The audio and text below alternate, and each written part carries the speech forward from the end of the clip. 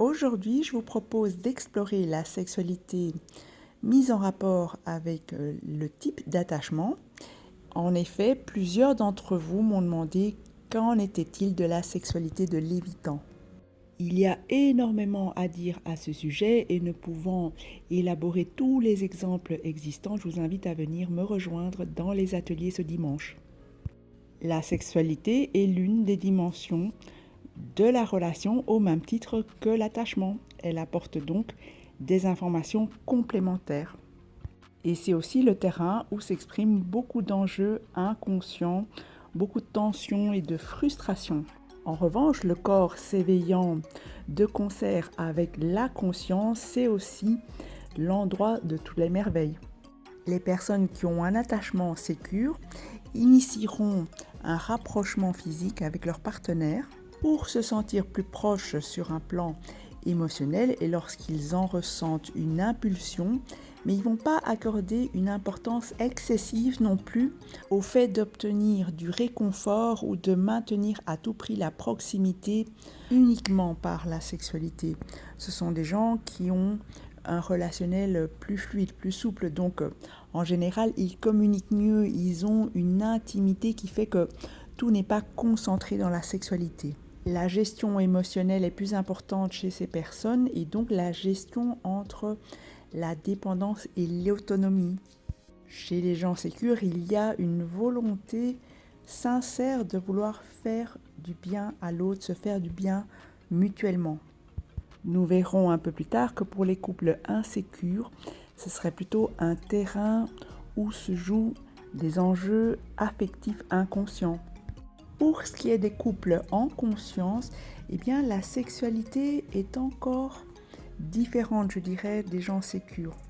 Lorsque la conscience s'éveille, eh bien, la recherche n'est plus du tout la même au niveau de la sexualité, c'est-à-dire qu'elle devient plus une conséquence d'une intimité entre les âmes, je dirais, plutôt que une activité qu'on initie pour espérer rentrer en lien. C'est parce qu'on est véritablement en lien, qu'on goûte véritablement à une authenticité du lien, que en découle une sexualité qui s'accorde et pas l'inverse. On ne va plus initier un acte sexuel pour créer du lien. Avant de s'éveiller à cette sexualité qu'on appelle la sexualité sacrée, eh bien, nous allons voir maintenant ô combien il est difficile, ô combien le parcours peut être source d'anxiété et de perturbations constantes pour les personnes à l'attachement insécure. Par exemple, chez les personnes à l'attachement anxieux, le besoin d'affection, de proximité, de protection et donc de sécurité va faire en sorte qu'elles vont mettre leur sexualité au service du besoin. Ces personnes-là ressentent bien souvent une attirance intense envers le partenaire et chaque refus de celui-ci peut être très mal vécu. En réalité, ce désir sexualisé traduit plutôt une grande peur de l'abandon. La recherche de contact n'est pas forcément une réponse à une envie de partage commun, mais elle serait plutôt une façon de faire taire une tension intérieure. Les élans érotisés de manière excessive sont aussi une façon comme une autre de s'apaiser. Ce n'est pas une façon de rentrer en communion. Il s'agirait ici plutôt d'une fausse intimité, c'est-à-dire que si elle n'est pas le corollaire, la conséquence d'une intimité réelle, émotionnelle, intellectuelle, plus profonde, la sexualité devient alors un accessoire pour justement masquer qu'il n'y ait pas de réelle intimité. Les personnes anxieuses vont aller la rechercher avec avidité pour apaiser un monde intérieur et souvent inconscient qui s'exprime malgré soi. De là, on pourra alors constater qu'il arrive qu'après l'acte, on se sent vide, nostalgique, triste, parce qu'il ne reste rien de ce partage s'il n'avait pas été construit suite à une vraie intimité. Parfois, cette sexualité-là est même compulsive. On a faim de l'autre. Il y a une forme de voracité à vouloir l'engloutir. Dans ces cas-là, le plaisir est tout à fait secondaire parce que La première intention, c'est de pouvoir répondre à un besoin de réassurance, un besoin de se sentir exister, valorisé dans le regard de l'autre, mais aussi un besoin de proximité. Et donc tout cela, tous ces mouvements-là, ces comportements traduisent en fait une souffrance et un manque de confiance en soi qui peut même pousser à prendre beaucoup de risques dans les rapports sexuels. Pour d'autres, la sexualité sera comme un outil pour conclure un conflit par exemple, alors que la communication n'aura pas abouti. Il n'y aura pas eu de réelle compréhension entre les partenaires, mais la sexualité aura effacé temporairement le conflit. Pour autant, la détresse intérieure des partenaires n'aura pas disparu. Alors, par ailleurs, pour les personnes à l'attachement évitant, on comprend ici que ce sera d'autant plus difficile qu'elles évitent justement la promiscuité et l'intimité. Bien souvent, les évitants nourrissent des interprétations négatives des autres. Ils ont peur des autres car les autres potentiellement peuvent activer des choses qu'ils n'aimeraient pas ressentir mais aussi les faire souffrir. Chez les évitants, la sexualité aura plutôt une fonction de satisfaction immédiate des impulsions et donc tout ceci n'a absolument rien à voir avec un partage amoureux. Chez les évitants ayant une image hyper valorisée d'eux-mêmes et souvent en hyper contrôle, ce domaine-là peut être utilisé pour avoir du contrôle dans la relation et aussi pour se renarciser. Et bien souvent, le besoin du partenaire est négligé. En tant que partenaire d'évitant, on ressent bien souvent le manque réel de lien, le manque de partage, on ressent la froideur. On pourrait même se dire que l'autre est absent pendant l'acte, alors qu'il est en train de performer, voulant à tout prix être à la hauteur. Il y a une réelle distance qui est instaurée, ce n'est pas une vue de votre esprit. Certaines personnes m'ont déjà partagé que le partenaire évitant s'occupait bien mieux de leur chien avec beaucoup plus de tendresse.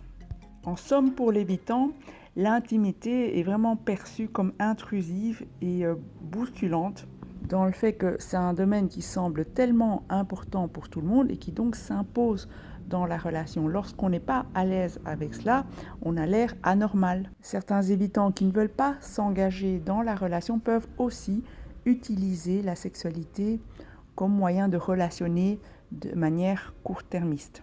Ils vont alors s'enflammer au cours d'un bref instant, au cours d'une soirée, voire quelques semaines, mais ce ne sera pas constructif ni constructible. La relation n'étant pas une priorité, certains évitants choisiront l'abstinence ou la masturbation. On sent bien dans cet environnement aussi que l'évitant cherche à ne pas s'engager émotionnellement, à ne pas se montrer vulnérable et surtout à ne pas pouvoir se laisser atteindre, se laisser blesser dans la relation. On voit bien à quel point la personne évitante a une image faussée en fait de l'intimité et de la sexualité. Et donc on comprend bien que ce soit une personne à l'attachement anxieux ou une personne à l'attachement évitant, la recherche est tout simplement de pouvoir apaiser sa souffrance. Mais tout cela peut être très très inconscient. Et donc que ce soit dans des demandes excessives de promiscuité ou dans une distance perpétuellement placée, les relations intimes pour les personnes à l'attachement insécure peuvent présenter une réelle source de détresse, une source d'ambivalence, de colère, de tristesse. Ce type de sexualité traduit bien souvent une frustration de ce qui pourrait advenir et qui ne se produit quasi jamais, qui est sur le point de se produire mais qui n'arrive pas. Je parle ici de la communion entre les êtres, entre leur esprit, leur corps, leur cœur et leurs âmes. Je pourrais encore parler pendant des heures à ce sujet-là puisque c'est un environnement très très très dense avec des exemples multiples où l'incompréhension est au rendez-vous des deux côtés. Si jamais vous allez vers un évitant de manière trop brusque, il se peut même qu'il saute hors du lit ou hors du canapé alors qu'il ne comprend même pas lui-même pourquoi fait-il ça. Il peut lui arriver de se remettre en question et de croire au fait qu'il n'ait pas de sentiments pour l'autre personne. Sinon, pourquoi aurait-il fait un bond hors du lit ou hors du canapé? C'est le genre de situation très sensible et très très douloureuse pour le partenaire qui se fait quelque part rejeter, même si ce n'est pas véritablement un rejet, mais aussi pour l'évitant qui ne comprend pas ce qui lui arrive. En réalité, ce n'est qu'un mécanisme de survie qu'il répète. Ce mécanisme se déclenche tout seul alors qu'il n'y a plus de danger. Pour bien vous le faire appréhender, j'ai envie de dire que c'est exactement le même mécanisme que la personne anxieuse qui, lorsqu'elle est en insécurité, va aller chercher l'attention, la validation, la proximité émotionnelle. Ce serait la même chose, mais le mouvement est inversé. La plupart des évitants ne sont même pas au courant qu'ils développent ce genre de mécanisme. Tout comme certaines personnes anxieuses peuvent trouver normal de s'acharner sur la personne qu'elles aiment puisqu'elles l'aiment. Je vous invite à voir avec un peu de recul qu'il s'agit de deux mouvements similaires et opposés qui sont une manière tragique d'exprimer la façon dont on s'attache aux autres. Et cela bien souvent de manière tout à fait inconsciente. Ce sont toutes des stratégies qu'on déploie pour relationner. Pour ce qui est des évitants, tous développent des stratégies d'évitement, qui soient inconscients ou conscients. Vous allez rencontrer des stratégies telles que le fait d'être très engagé dans un projet, dans un métier, être le plus possible hors de la relation. D'autres stratégies pourraient être, par exemple, traîner devant la télé jusque très tard pour que l'autre s'endorme avant soi. Ou l'inverse, aller se coucher très très très tôt, de sorte qu'on soit en fait en décalage dans le lit avec le partenaire. En tout cas, quoi qu'il en soit, marquer une distance. Dans une relation suivie et un peu plus engagée, et oui, il y a des évitants qui sont engagés dans des mariages, eh bien au début ça ne se verra pas trop, l'évitant il aura l'air sécure, mais dès que la relation sera établie, il est fort probable qu'il cesse totalement d'avoir des rapports sexuels. S'agissant d'une femme, ce sera peut-être éventuellement plus discret, et encore, je ne sais pas, mais s'agissant d'hommes évitants, eh bien cela se voit malheureusement très très très fort. La société dans laquelle nous vivons étant tellement friande et orbitée autour du sexe qu'un homme qui n'est pas intéressé par cela, eh bien ça se voit très vite. Une autre façon de masquer l'évitement, ce serait d'assurer sur un autre plan. Par exemple, assurer sur le plan financier. En revanche, l'évitement se présentera à d'autres endroits. Mais comme il y a des compensations, on va prendre plus de temps pour s'en apercevoir. Alors, à présent, je vais vous expliquer comment j'ai pu sortir de ce cycle et mettre de la conscience dessus. Dans ma relation actuelle, pour une raison que j'ignore et qui n'était pas forcément volontaire, mais toute la dynamique a été totalement transformée. C'est-à-dire que autant avant, eh bien, je rentrais dans la relation physique dans un laps de temps, on va dire, normal. Ici, ça a pris des mois avant que mon compagnon actuel et moi avons fait la découverte physique l'un de l'autre. Et cela nous a amené à initier au préalable une vraie rencontre, une rencontre des êtres, une rencontre de notre intériorité, de qui on est, avant de découvrir les corps. Et par cette découverte initiale, la confiance a pu s'installer petit à petit, progressivement.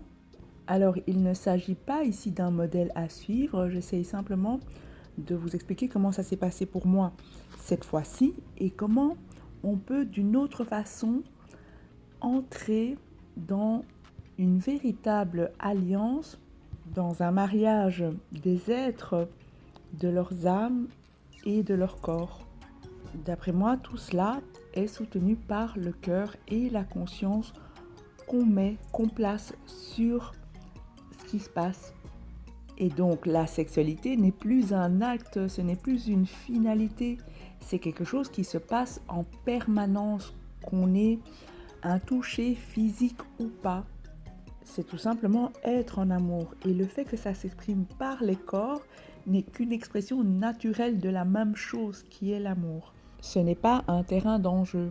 Ce n'est plus une dimension séparée où pourrait se jouer ou se dénouer des tensions intérieures ou des apaisements. C'est exactement le même environnement amoureux. C'est la même chose que de dire bonjour à la personne qu'on aime, de lui préparer un café, de lui raconter ce qui nous tient à cœur, juste que ça se prolonge par le corps également. Les corps continuent à dialoguer, malgré qu'il n'y ait pas forcément de mots ni de verbes. La sexualité vient alors comme une enveloppe scellée le réel lien qui existe entre les partenaires. Elle ne sert pas d'instrument pour obtenir quoi que ce soit, si ce n'est partager cet amour ultime. Il se dégage de cette expérience une grande grâce, une grande intensité au niveau de son humanité. Je ne sais pas vous le dire autrement, mais on sent vraiment qu'on est incarné pour vivre tout simplement cette béatitude, cet amour absolu. Si vous avez envie de continuer à explorer ce champ-là avec moi, n'hésitez pas à venir me rejoindre dans l'atelier ce dimanche 8 octobre. Il reste donc de la place encore ce dimanche. Nous continuerons à élaborer d'autres exemples concernant la sexualité des personnes évitantes. Je ne sais pas toutes les énumérer ici. Nous verrons alors comment approcher une personne évitante et la toucher aussi sur le plan physique. Et finalement, pourquoi pas vous initier à la sexualité sacrée. Nous verrons ensemble qu'il n'y a pas de fatalité. Et aussi, on abordera la sexualité dans les couples de flammes jumelles ou d'âmes jumelles.